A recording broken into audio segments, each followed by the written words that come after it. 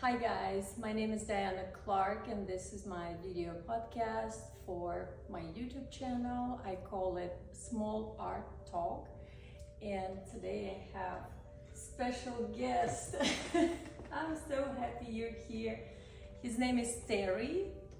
Please introduce yourself. Sure, I'm Terry Virts. I am a former Air Force F-16 pilot and test pilot, and I was a NASA astronaut. I flew in space for a little over 7 months as a space shuttle pilot and a space station commander.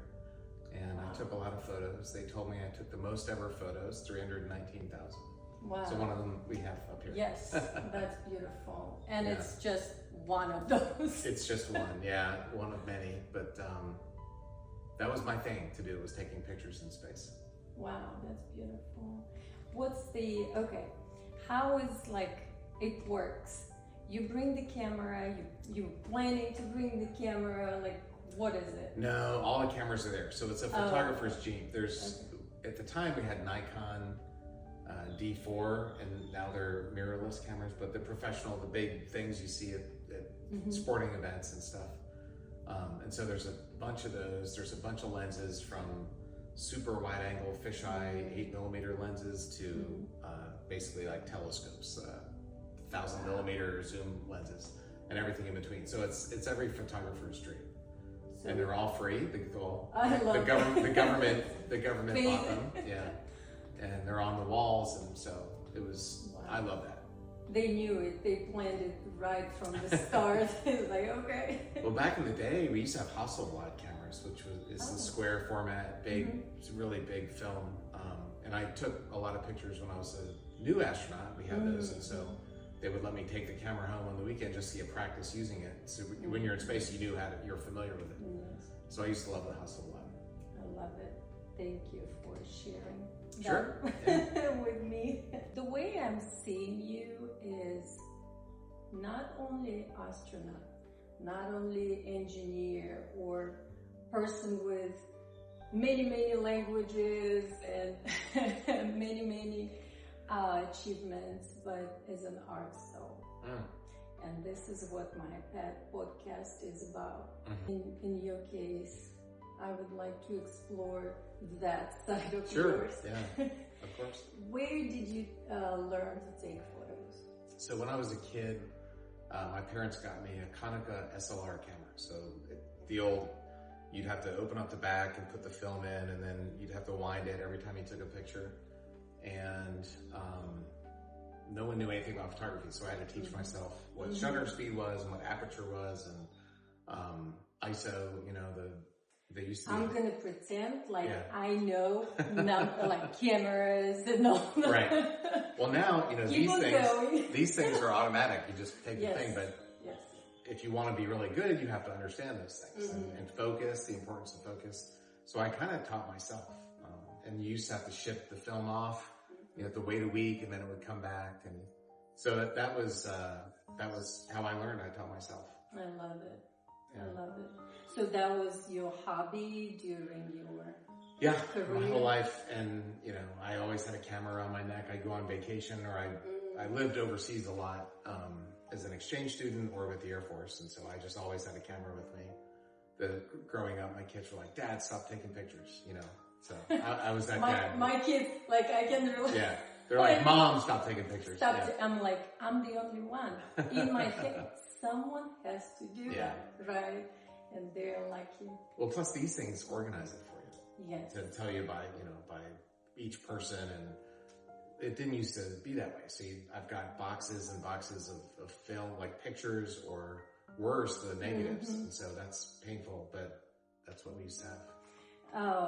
One thing that came to my mind is when I was trying to pass and get my driver's license, I was learning, automatical things, and now everything is computerized. And cars used to be manual, and now they're automatic, and same with pictures. Yes, that's beautiful, the way you see. What motivates you? That's a good question. In life in general? As an artist. as an artist. But life in general, I don't mind. Yeah. Well, life in general is more big picture, like during direction the world is moving and the country's moving. But as an artist, I love sharing things. And unless you take a picture, you can't share what you saw. So I'm always thinking. I went down to Brazos Bend State Park yesterday. And oh, yes. I love Alligator Park, and I love it there. So I took 1 million pictures, and I'm always, went out for fancy breakfast this morning, so I've taken pictures, shared that with my family. What is fancy breakfast? I got the California scramble or something. It was good. Tortillas, That's eggs. fancy It was good. enough for It was me. fancy. Yeah. I'll show you a picture later. Yes. Series photographs with a National Geographic. Yeah, right? there's a National Geographic book called View from Above. Okay. And I also, kind of the coolest thing, I've got a poster in the other room, an IMAX movie called A Beautiful Planet. I saw that Yeah. right there. Yeah. On the right. Love Yeah, it. so a lot of people worked on that, but I helped shoot that movie, which is probably the most important thing I did in space, because the experiments were good, but like nobody knows about it, right? But millions of people are going to see that movie, so Yes. it was good to do that. Love it. Growing up, the first book I ever read was about Apollo, so I was always attracted to being an astronaut. That's what I wanted to be. And you know, seeing pictures, and I saw all the movies. I saw all the IMAX movies. As a kid, I used to go to the Air and Space Museum in DC and watch IMAX movies. But when I first launched, we launched at nighttime. You take off and you go east into the sunrise. And so I saw basically this up here. This is, yes. And before the sun comes up, it's just blue. Yes. And as I was looking out the window, I remember seeing that blue, the atmosphere. And I thought, I've never seen that shade of blue before. And I was shocked to see the color blue. It was like a unique color, blue. And so that was my first impression. And I ended up being in space for 7 months between my different missions. And it never got old. I mean, every time you're seeing something new, it's like, it's more beautiful than you can imagine. Wow. I want to go to space. Bring a now it is possible. Yeah. You know, like start a hedge fund. Yes, and you know when I was a teenager or like around 10 or youth, they say, okay, soon we're gonna travel to the moon and we're gonna have a hotel there or something like that. Like, look at what's going on. Jeff Bezos and Elon Musk, they have these space tourists now. You know, start a crypto coin, and you'll have enough money for that. Well, yeah, but art is not about money. Right. Art is about, and I've been talking with a lot of artists, and we're like, we are fine not to have money, and we can replace money with our art. What do you think about that? I mean, you have to have some money. You know, you got to have a house and food. But I think that there are many things in life that'll make you happier than money. And if you spend all your time trying to get money and you don't have a family, then that's not good. I would, you know. But so I definitely think that art. There's an expression, and when I lived in Europe a lot, and I've lived here, and they used to say that Americans live to work, and French people work to live. So I think there are things that are more precious than anything money can buy.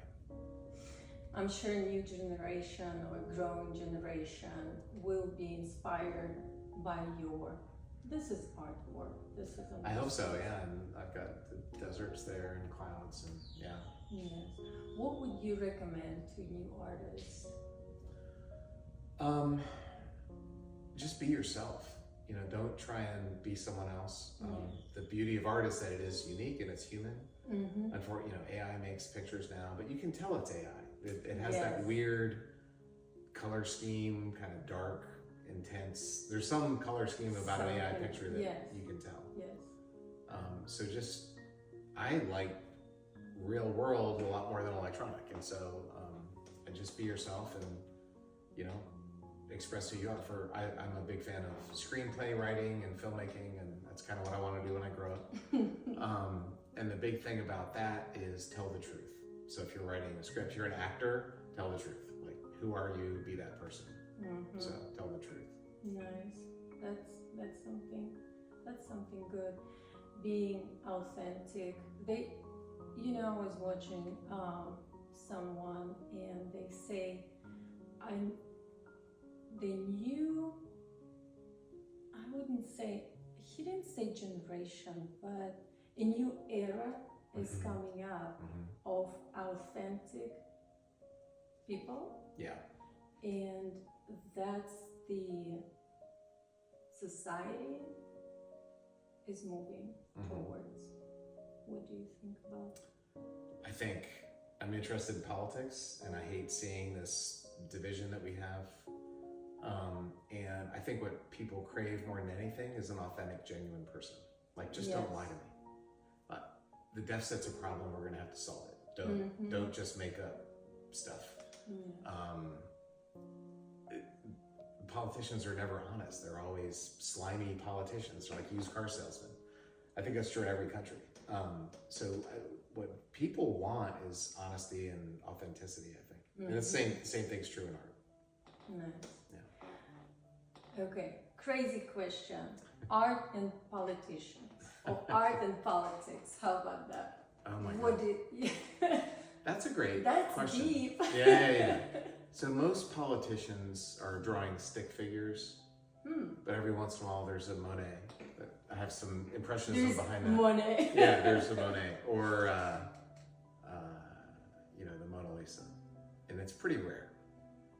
Most politicians are just crayons and stick figures, and there's not a lot of Monets today. There's not a lot of Renoirs today. Oh yeah. JFK. I'm reading a book right now about JFK. He was amazing. Reagan was, when it came to communicating, he was a Monet. Yeah, that's a great way to put it. I haven't thought about that. People who could say things with words that most of us can't express. Ask not what your country can do for you, but ask what you can do for your country. That was JFK. Yeah. The Man in the Arena. I just read this speech by Teddy Roosevelt. He said that the man on the sidelines who just criticizes, he's not the guy that counts. The guy that counts is the guy that gets into the arena, that fights and gets dirty and fails and gets bloody and gets back up. That's the guy that counts.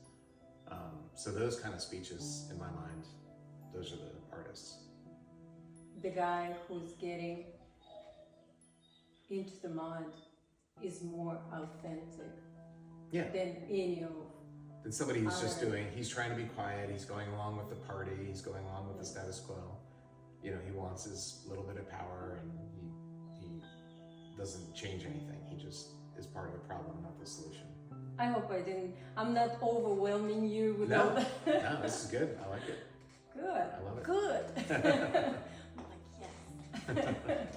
Like, you make me think that I'm being interesting for spacemen. No, it is. I've never art and politics. I've never thought of that before.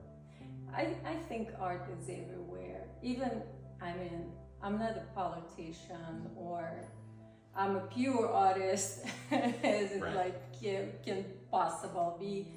But even art, politics is an art.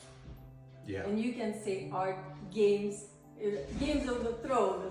Oh yeah. Game of Thrones. Game of Thrones. Yeah. Game of art or something like that. Yeah.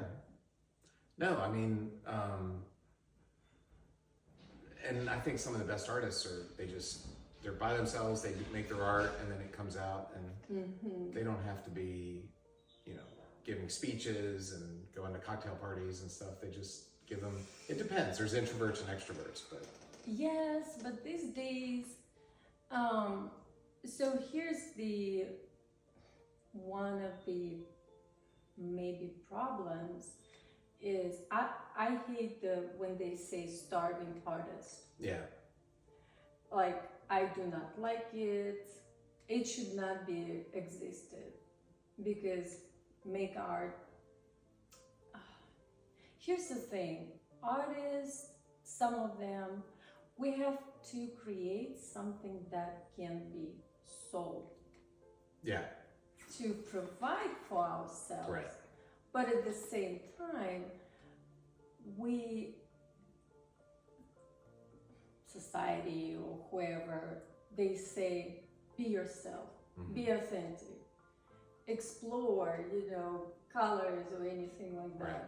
But it's not something that other people sees or understands. Right. There are a lot of artists ahead of their times, but they were not appreciated back then. And then after they die, they get famous. Yes. Like Van Gogh. Yes. I think he was famous, but he wasn't. It was he not sold that. one painting. There you go. Yeah, he's a One. great example of that. I sold 3. Wow, so you're ahead of him. No, I sold more than that, but lately, like I have. Recently. Very cool. I mean, it also depends on why you're doing it. Like, if you have to earn money, you have to earn money. You gotta pay the bills. If you have another career and you do it on the side, that's another way to do it. So that is the problem with artists. And some countries really value art. Yes. America is not one of them, especially in recent months. A lot of the market went down. NEA, the NEA is getting cut. And France has this program called Villa Albertine where they send artists overseas on like year-long internships or month-long, whatever they send. Yes. Painters and musicians and writers and all kinds of different artists, and they go around and just do art. And I've been involved in that here in Houston with the French consulate, just meeting with some of their artists and talking to them. Okay. How what cool was the impression like? Oh, it was great. I mean, they're these people. They're not getting paid a lot, but they have a place to stay. They get a plane ticket, and it's like go live in America and create art and learn about America. It's really a great program. That's obviously not something we're going to do, and there's always benefactors, right? So there's rich people that are into the arts, and I'm not. I like right brain and left brain. I'm a weird guy. I'm a math and science guy, obviously, but I also I learned French when I was in high school, and so I like both sides of the brain. How many languages do you know Well, outside of the art? I know French, and I'm okay in Russian. I know a little bit of Russian. And I'm trying to learn Spanish right now. I'm trying to learn Ukrainian also, just because of the war, and I'm trying to transition to Ukrainian. So, but really French and some Russian, those are French is diplomatic language. Yeah, that was my dream back in the day, Yeah. before family and kids. Yeah. No, French is easy. I mean, in Spanish, Easy. compared to Russian, you speak Russian. Well, yes. That's why Russians are so smart, because you have to speak Russian, so you got to be smart to speak that language. I don't know. I think when you're born, it comes natural. If you put that's the thing. If you put a kid, so basically, when we're born, we're like pure sponges. Sponges, yes. So we get whatever we are. Yeah. When I was in the Air Force, I was based in Germany for almost 4 years, and people would put their 5-year-olds in kindergarten, actual German kindergarten, without speaking a word of German. And by the end of the year, they were completely fluent, no accent. They were just they just absorbed it. And it was amazing to see these American kids who became German speakers. If you put me in kindergarten for a year, I would suck. Now. Yeah. As a 57-year-old, I would suck. So it's our brains are amazing when they're young. They can learn. Yes. And okay, going back to art, kids are the most artistic person. Yeah, they love it. They love it. Give them a piece of paper and some crayons or paint, and they'll just paint. Anything. I Yeah. love it. Yeah. Kids are. We have to learn from kids, Right. in order to stay in our Right. Adults are afraid to screw up, and kids aren't. They're happy to. They're mess up. happy. Yeah. All of it, they are just straightforward. Hey, mom, just whatever. Right. They're more authentic with Right. adults, I guess. Authentic is that's a good word. Yeah, we should strive to be more. Well, Antoine de Saint-Exupéry, Le Petit Prince, The Little Prince. Oh yeah. That's what that's about. It's about Exupéry, how yes. kids are Yes. better than adults. Okay.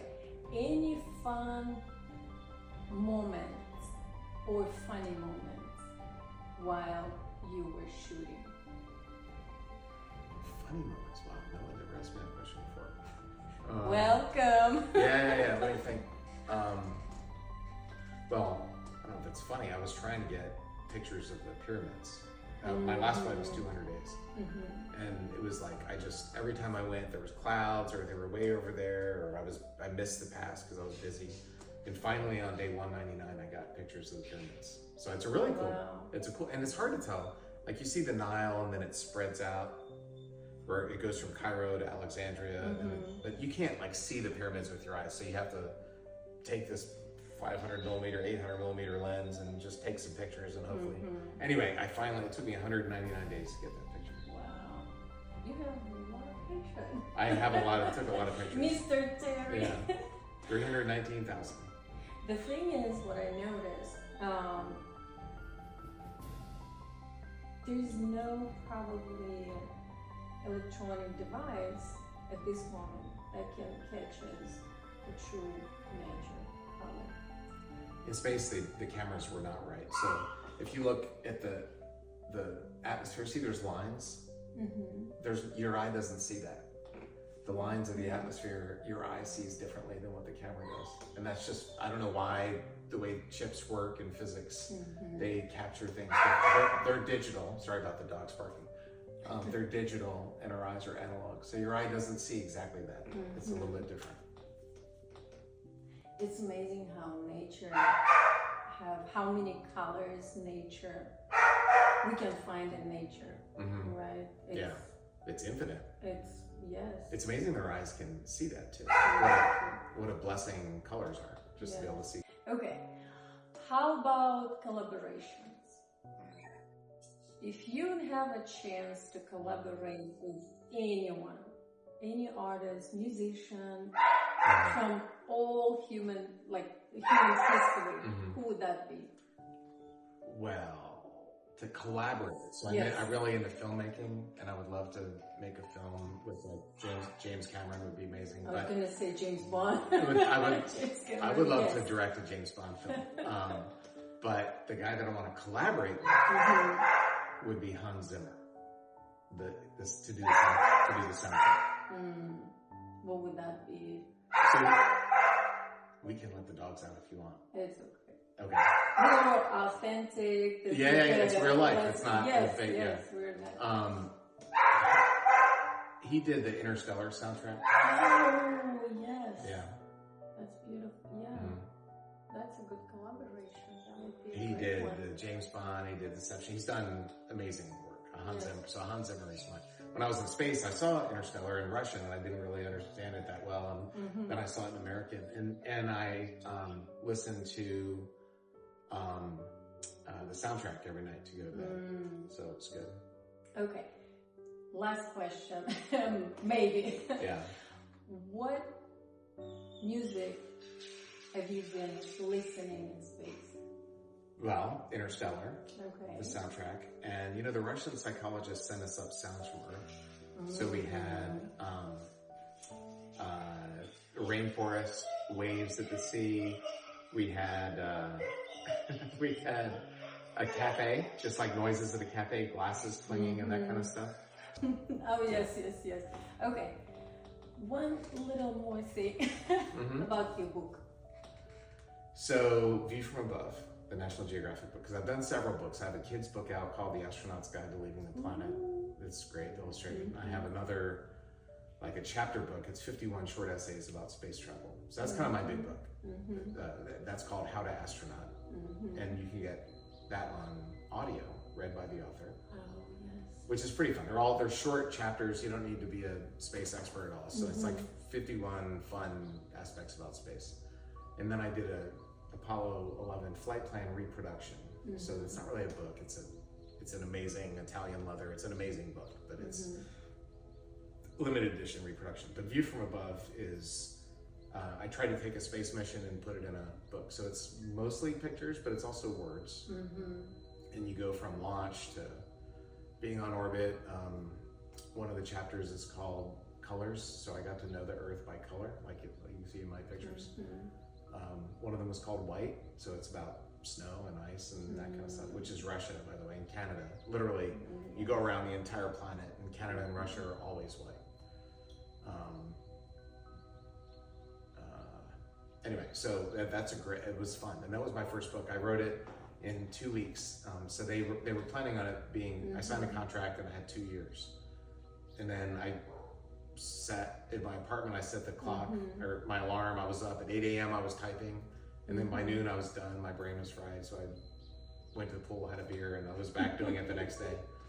And then 2 weeks later I had the book written, and they were like, Terry, we thought this was gonna take 6 months or a year. And so it got edited a lot, it wasn't ready, it was a first draft, but so I did that really quickly. And it was fun to go through all my pictures to just come up with the pictures for the book. That was the process was fun.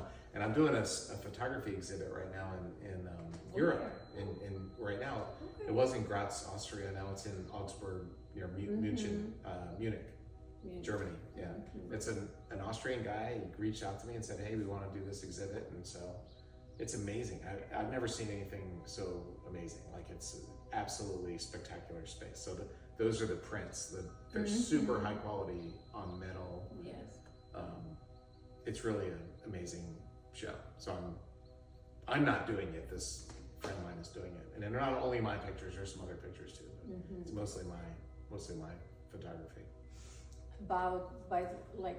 What it made me think when you finished up the book in 2 weeks.